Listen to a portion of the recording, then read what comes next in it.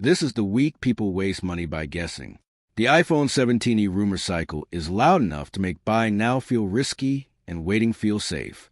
But right now, neither of those feelings actually match reality. I'm going to rank these leaks by how likely they are to be true and how much they actually matter. By the end, you'll know if waiting helps you or if you're just delaying a deal you'd already love. One small detail changes this buying decision more than any other, even if every other rumor is wrong. We'll get to that. First, we need some ground rules so you don't get played by the hype. A rumor can be high confidence but low impact, like a new color. Others are low confidence but high impact, meaning if they happen, they change everything you should do today. We're looking at this through two lenses: likelihood and consequences. The rumor with the most momentum ties the iPhone 17e to a near-term news cycle. Many people are circling a window around March. I'm fairly confident in this timing. It's not because one specific post is perfect, but because all the chatter is starting to point to the same date. The impact here is high because timing changes how you shop right now. If you're paying full price today, these timing rumors should make you cautious. If you found a deep discount, the date matters less since you aren't paying new model prices anyway. This leads to a common trap. People assume soon always means they should wait. Sometime soon just means the current model gets a better discount. For a value buyer, that is often the best possible outcome. This is where the timing talk gets a little sloppy. The most popular version of the rumor claims the phone is definitely called the 17e and arrives next month. I'm not very confident in that specific naming or the exact week. Repetition isn't evidence. It's just volume. If you are basing your purchase on a specific calendar date, treat that as a risk. The safer bet is this: there's enough smoke around a new model to avoid panic buying at full price. Only buy now if you found a deal you'd be happy with, even if a new phone drops tomorrow. Next is the price. People expect the E model to be the value option, but the question is how aggressive Apple will be. I'm somewhat confident in the current pricing leaks. Even when insiders are right about a product, the price is often the last thing Apple decides. Gemini said, "The impact here is high. For most buyers, the price is the entire point of this phone. If Apple prices a 17e aggressively, the current value iPhone will look overpriced. In that case, waiting is a smart move if you're paying close to retail today. If the price drop is small, a discounted older model is actually the better move. You'd be buying value created by the market, not just a promise from a launch. A solid discount on that previous phone protects you from regret.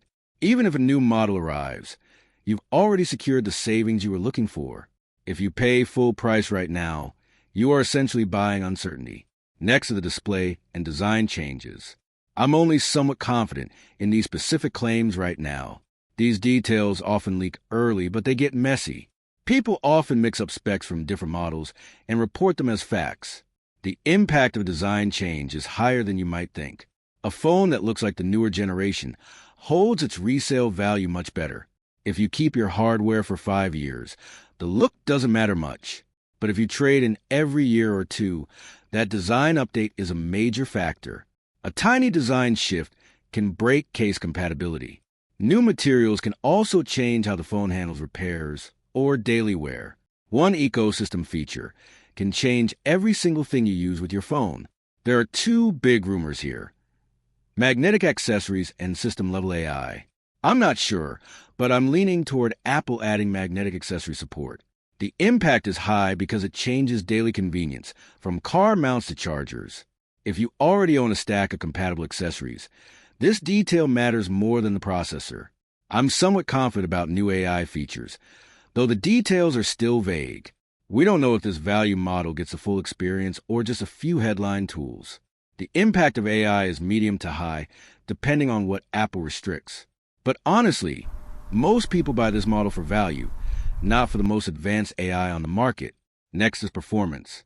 I'm somewhat confident the new chip will focus on efficiency and value rather than raw power. For most people, a slightly slower chip is a medium impact. If you're coming from an older iPhone, any modern silicon will still feel fast. Performance only becomes high impact for heavy gaming or long-term software support. If you keep your phone for 5 years, the chip tier matters much more. Don't fall into the trap of always waiting for the next chip. When you buy a value model, you're already choosing price over peak specs. Ask yourself if the chip will stay smooth for as long as you plan to own the phone. If you upgrade often, the price and resale value are what really matter. So, let's rank what's real. The timing narrative has high impact, and I'm fairly confident in it. Apple is clearly preparing a value model for a near-term window. Price positioning has high impact, and I'm fairly confident in the rumors.